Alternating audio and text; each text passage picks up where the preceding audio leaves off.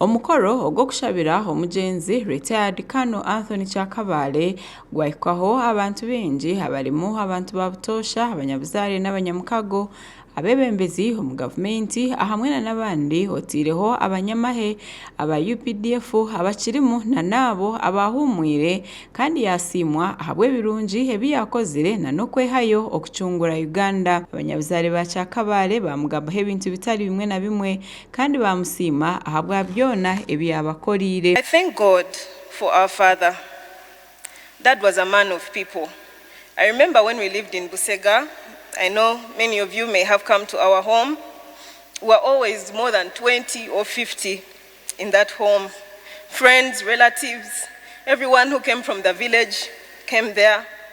His heart was open to people. Dad was a very generous man. Sometimes we thought too generous, like it has already been spoken, but he was a really generous man, and I'm sure many of you can attest to it. Yasiimwa omushaija wanje owankunzire akantaasa akankora official wife akankunda akambereraho tukaba hamwe. Omushaija wanje akankunda twayoroberana ekyakibaga kyashobo tukaturasitama konka ekiti kikore tuta angambira tukikore tuti ninga ndiye kyamushobo mujya tukikore tuti kandi twikirizana ryona. Henry tumukunde nawe owahika ahakushabira Anthony Kyakabale na waine ebiyagamba. Kyakabale is remembered for his very exhibitional participation in the army. He is one of those who organized Kabamba as it was going to be attacked. He was one of our people. That's why he was called RPG, rocket propelled grenade, which meant somebody who was that time firing a support weapon. Owabireho enganzi ihanga Dr. Hakana Rugunda Yasiimwa Anthony Kyakabale ahabw'okufayo okwiyayorekire kandi hakabaho omurwani w'amaani owayehireyo munonga ahakureta obusinge bwa Uganda. Emanzi Kyakabale yahumura itwe twena abasigara tushemereye kureba ngo twakora ekiri kubasika cyona kuguma niturwanirira eki emanzi Kyakabale yabere nirwanirira ubumwe bw'abanya-Uganda, okweterana kw'abanya-Uganda kandi kureba ngo abanya-Uganda bona bakura bagira ekintu omu mashaho gabo ekyo kubatungura. Omukugamba kwe owabariho omuziki mukuru Right Honorable Thomas Taibwa Yasiimwa Anthony Kyakabale ahabw'omurimo ogwiyakozire okucungura Uganda. Kokushoma contribution nke ya Kyakabale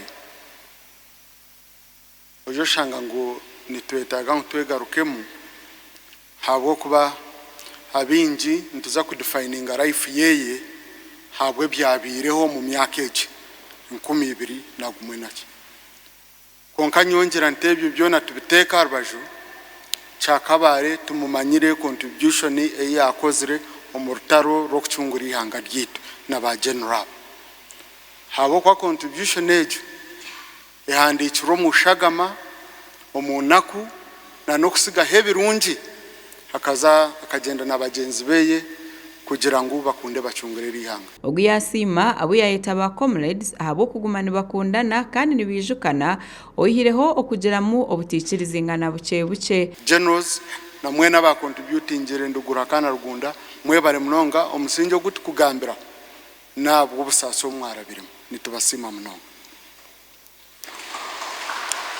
Ogu yayongera yagamba na noku abantu bashemerire kugirirana okusasirana ahamwe na nokutura hamwe ngo abo kuba Uganda ni mpango. Nyenda kutwara ogo mugisha kubasima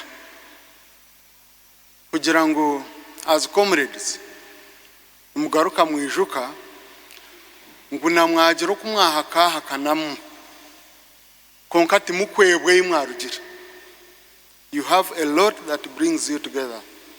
than should make you run around. Retired Colonel Anthony Kyakabale na rugo district eya Rukiga kandi okuniyarije kuzikwa omuri mparo kitanga Kyakabale na ijikwa munonga okwa yayegisire omurutaro orwazahwire Uganda aho yabira ryomwe omuri yabo ababire bebembire okurwana. Kyakabale omwaka ogw'2023 akazaho mu ihanga ya Sweden aho yagire omu exile okumara emyaka mingi kandi akija yagaruka mu Uganda omwaka gw'2015 gwanyuma y'emyaka 12 ari omu mahanga gaheru kandi kuyagarukire yabugana President Museveni aho yashabira kusasibwa na bwanyuma President Museveni atyo President Museveni akikiriza okushaba kwe ko kusasibwa nawe akamusasira.